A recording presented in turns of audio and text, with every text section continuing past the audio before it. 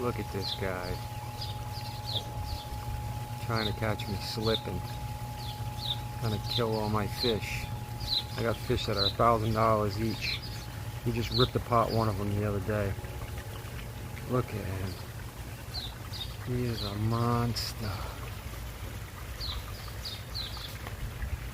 Wow, I can't believe this dude is in my backyard eating my fish. He's all proud and shit. He's like, I'm waiting for you to slip, bro.